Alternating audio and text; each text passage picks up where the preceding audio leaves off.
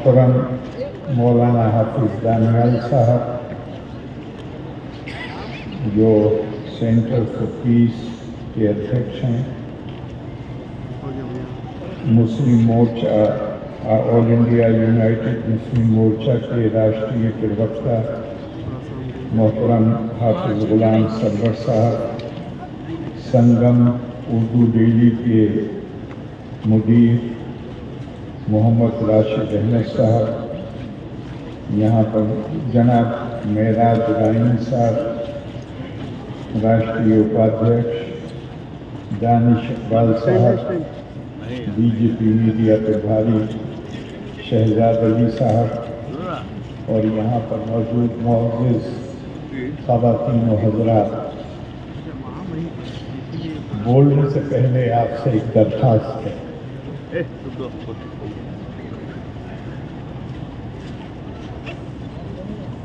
इंसानी तहजीब की तारीख अगर आप गौर करें तो होश, बल्कि कहना चाहिए जोश और होश के बीच कशमकश की कहानी है, जिसमें जितना ज़्यादा जोश है, जोश ऐसा नहीं कि नहीं होना चाहिए, लेकिन हर चीज़ की एक मुतनासिब मिक़दार होती है। आप दुनिया पे नजर डालिए, जितना जोश वाले लोग हैं उतने ही वो पिछड़े, और जितना होश वाले हैं उतना ही वो आगे।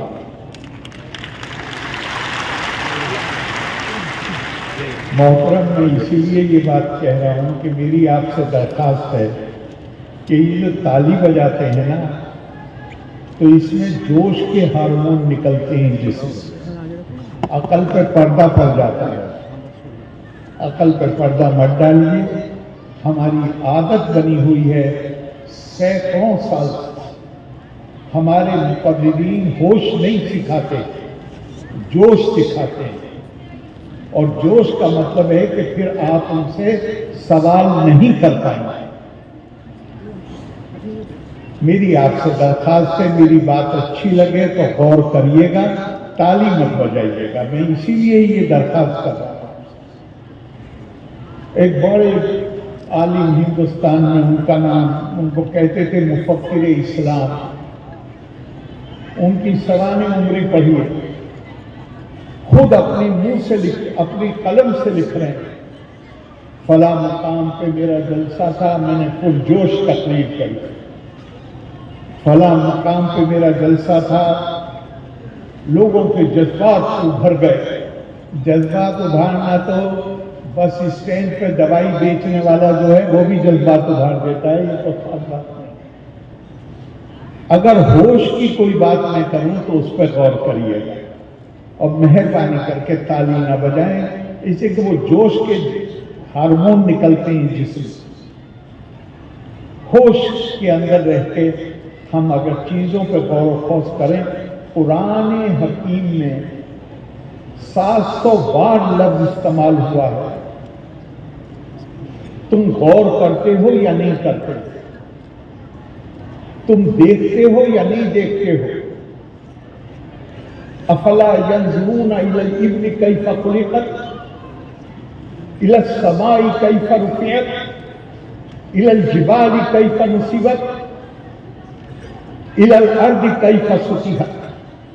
कुरान गौर व खौज करने पर जोर देता है, जोश पैदा करने पर जोर नहीं देता।